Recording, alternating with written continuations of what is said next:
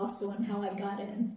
Believe it or not, I actually applied to law school on 2 separate occasions and went to 2 different law schools. And I'll tell you more about that later. But the first time I applied to law school, I was a senior at UC Berkeley. My grade point average wasn't really high. It was only about a 3.3 GPA. I was an ethnic studies major, but at UC Berkeley, it was pretty hard to get A's. I mean, you would be in a lecture hall with maybe 100 to even 500 students, especially in the science classes. And it was kind of disheartening, you know, after being like an A student, getting a really high GPA in high school, going off to Berkeley, and then suddenly struggling to get B's and A's. So I knew I needed to do well in LSAT. I'm not really sure why I didn't take any sort of Kaplan-like class, but I'm mostly a do-it-yourselfer. So I studied for the LSAT by myself. I actually started taking some LSAT questions for fun when I was a senior in high school, and I found one of those LSAT registration booklets at a community college where we had some academic competition. So I was studying by myself, doing previously administered tests, and I had a couple of meetings with friends, one of whom was a former Kaplan LSAT instructor, and another friend who scored almost a perfect score in LSAT, David, who ended up going to Yale Law School and is a successful attorney for the federal government in DC now. But by and large, I studied for the LSAT on my own. And on the weekends, I would go into, say, like Dwinell Hall or Wheeler Hall, some sort of big classroom where I expected to take the LSAT for real. And then I would sit there and time myself and take another test and then work through the problems. If I missed them, then, you know, sometimes I would ask my friend for some help. So the first time I took the LSAT for real, I scored a 163, which back then was a 91st percentile ranking. And due to my not so stellar GPA and the fact that my LSAT score was good, but it wasn't, you know, breathtakingly high, so I already knew I wasn't going to apply to Ivy League schools or other top-ranked law schools such as Stanford or Bolt. Instead, I was looking more at law schools where I thought that it would be a fun place to go, like a good place where I might want to live and work after graduation, such as University of Washington and Seattle. University of Hawaii was my backup school. It just sounded like it might be fun to go to Hawaii. I applied to UC Davis, UC Hastings, UCLA, George Washington, and Emory University Law School, which is in Atlanta, near where I had grown up and where I still had family back then. So those were the schools I applied to, and I got into all of them except for being waitlisted at UCLA.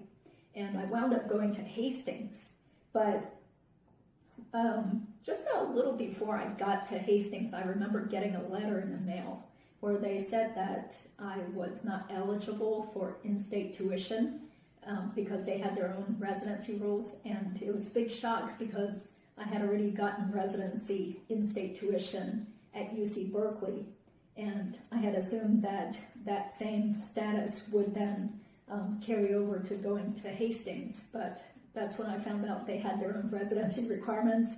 And after going to the school for a couple of months, it was kind of depressing. It kind of reminded me of a public school atmosphere in the Tenderloin, you know, walking through the neighborhoods with a lot of homeless people and pigeon poop everywhere. Not a real community type feeling school. So after a couple of months, I decided to withdraw from Hastings and wound up taking some part-time jobs and doing a lot of volunteer work around San Francisco before retaking the LSAT and reapplying to law school. Extracurriculars and work experience also count for something with your law school applications. So when I was at UC Berkeley, I was active in many extracurriculars. I probably should have tailored it down to just about, maybe about 3 activities, but I had some part-time jobs such as making sandwiches at the Golden Bear Cafe in the mornings. I also cleaned houses for a wealthy lady who lived in Berkeley. I did a short stint cleaning dorm rooms to make extra money.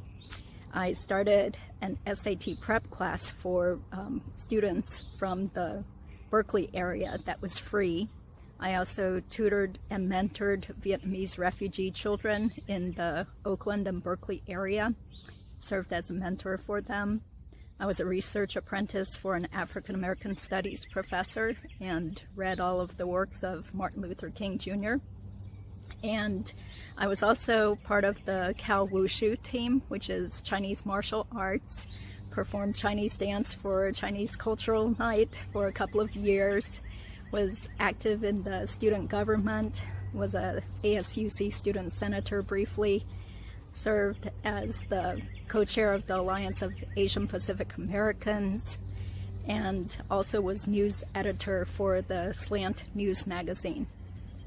I was also a contributing writer for the Daily Californian and served on a campus-wide committee on the status of women at UC Berkeley. So those were just some of the activities that I did and wrote about in my personal statement. I think one of the weaknesses in my law school applications was the letters of recommendation, because I went to such a humongously large undergrad university, which is UC Berkeley. So it was really hard to stand out and really get to know the professors there. There were just way too many students. It's really hard to set yourself out from the crowd. So I ended up getting letters of recommendation from a Chinese language professor with whom I took 2 years of classes, as well as one of my Asian American Studies professors. And I didn't get to see exactly what they wrote in their letters, but I guess it was good enough. And that's one of the downfalls of going to a huge public university, is just not being able to get those really awesome letters of recommendation. But overall, I still think that most law schools weigh heavily on what your grade point average as well as your LSAT scores are. So as long as your letters of recommendation are decent and don't say anything bad about you, I think you should be fine. So I mentioned earlier that I actually applied to law school twice. And it's kind of crazy, but I dropped out of UC Hastings after I found out that they wanted me to pay in-state tuition for a public quality school. Didn't really like the school that much. So I wound up continuing to do volunteer work for Asian immigrant women advocates in Oakland, Chinatown, which is where I had already been volunteering for a number of years when I was in college. So this was an organization in Oakland, Chinatown that catered to mostly Chinese immigrant women who were working in garment factories or other kinds of blue-collar type jobs. And my friends and I went there every weekend and taught English as a second language classes. Later on, we also did citizenship classes.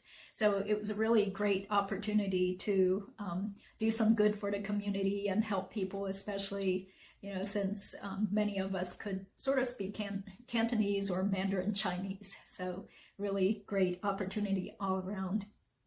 Other things that I did during that time off between going to two different law schools, Hastings versus Georgetown, where I volunteered for the Asian Law Caucus, which is in San Francisco, Chinatown. It wasn't too far from where I was living at the time. And that was a nice opportunity to meet some different people and get to do whatever miscellaneous office tasks and fundraising tasks that they needed done in the office. And I did several odd jobs. First was working part-time at Walden Books, which no longer exists, but back in the days where they had bookstores, it was a really nice location at the Embarcadero Center, but that's where I learned how hard it is to work retail, because I was on my feet the whole entire time. It's very exhausting, and it's pretty monotonous when you're just shelving books and moving the inventory. And you can't even take a break. You can't just like sit down and look at the books. So even though I love reading, I love going to bookstores, working in the bookstore was a real drag. It was also hard being just treated as a lesser person by the customers, like a lot of times, well, not a lot of times, but sometimes you get some rude customers. People just talk down to you, and you just have to put up with it and be this nice salesperson and cater to the customer's whims. Another job that I took was being a personal secretary for a very wealthy man who lived up in Pacific Heights. And it was also another interesting experience because I got to be friends with what he called his houseboy, who was a gay Chinese immigrant man. So we would meet up and he would help me with my Chinese and I would pay him to do that extra work. But it was fun becoming friends with the other person who worked for this wealthy man who has since passed away.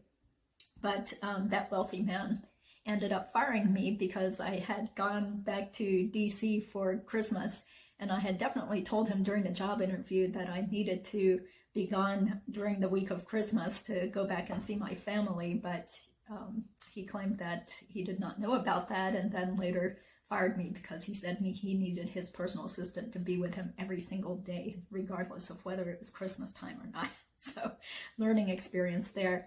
Another job that I did during that time off in between law school was working part-time on weekends for a Nob Hill real estate agency where the people were extremely arrogant. And I looked them up online a couple of years ago. They're still in existence, but boy, like just doing these kinds of secretary type jobs, retail type jobs, that really does teach you humility and respect for those people who continue to do those types of jobs. It's, kind of puts you in your place to be a college graduate, but yet still be making whatever, just barely over minimum wage, doing all these odd tasks for very wealthy people. Teaches you humility. I definitely recommend doing this for anybody. And so I continued working for Asian immigrant women advocates as a volunteer. So that was another thing that I got to write about the second time around on a personal statement about my experiences working with the immigrant community, helping others, as well as the experiences that I went through while working as a secretary / retail employee. Oh, another job that I tried to get was working at Pete's Coffee in the downtown San Francisco, but they rejected me for the job because I showed up a few minutes late for the job interview.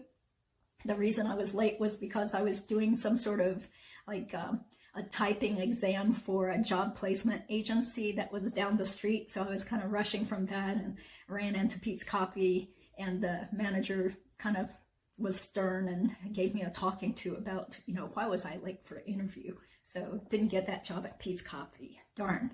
I still love Pete's Coffee though. So second time around, I continued taking more practice LSATs on my own time under timed circumstances, and just kept doing all those previously administered tests. And ultimately I scored a 170, which was back then 98th percentile on the LSAT. So that's what gave me the confidence to apply to some more harder schools that I didn't even apply to the first time. I had a friend who was at Yale Law School, and I think he had something to do with maybe being a student representative on the admissions committee. So he really encouraged me, hey, since you did well on the LSAT, you scored a lot higher this time, why don't you apply to Yale? So I did, but they still rejected me. But I did get into Georgetown, so I was really happy to go because my sister was living in the DC area at that time, as well as my then boyfriend. So off I went to Georgetown, and that's how my journey back into law school started.